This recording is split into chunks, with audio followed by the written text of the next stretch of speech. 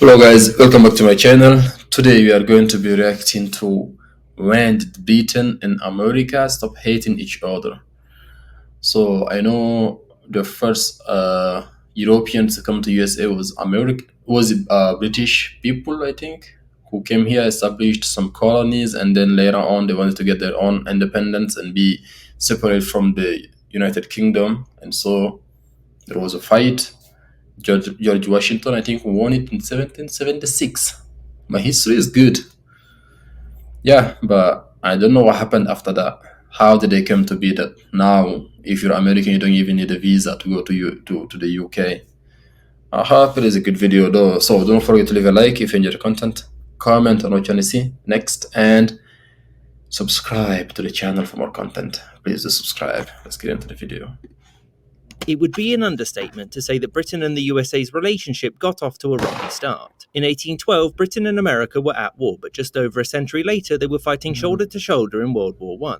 Which obviously raises the question, when did Britain and America become allies? There had to be a point where both went from actively disliking each other to working alongside each other. Now, before continuing, it's important to note that even in the immediate aftermath of independence, America and Britain still had strong economic ties. This isn't to say that things were always great between the two, and there were some pretty major conflicts of interest in the years after the War of 1812 finished. The first, and perhaps the most obvious, was the Monroe Doctrine, established in 1823. This was where the United States, by threat of military intervention, declared an end to any new European colonial adventures in the Americas. And for Britain, this was potentially a problem because it had economic interests in South America. Wait, so USA make them leave the American continent in like as a whole?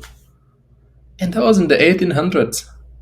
How did they become so strong in less than 50 years to be able to exist, like to say, okay, you, all of you Europeans, no more colonies in the Americas?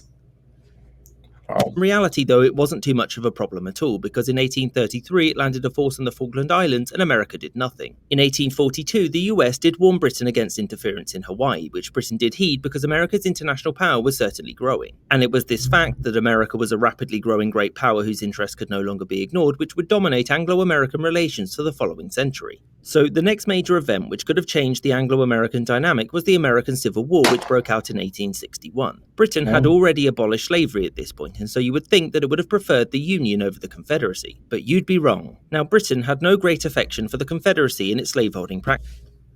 Okay, so I don't know anything about the Civil War. I always hear about it in TV shows, movies, but I have never really looked into it.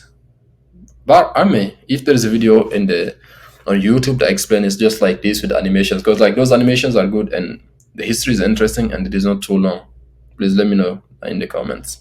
Practices, its preferential treatment was purely economic, mostly due to cotton imports. Britain did consider formally recognising the Confederacy, and Anglo-American relations were severely harmed by what's called the Trent Affair. This was where the US government seized a ship with Confederate diplomats headed for Britain, which to Britain looked like the USA telling it who it could and could not speak to. In the end, cooler heads prevailed and Britain didn't get involved, although it did construct a very powerful warship, the CSS Alabama, for the Confederacy. And after the Civil War was over, Britain paid compensation to the United States. Thus, only 50 years away from World War I, Britain and America still didn't really care much for each other. So what changed this? Well, why did they pay compensation if the war was between the US and the Americans? All they did was giving a boat to the other side of the American people who were fighting.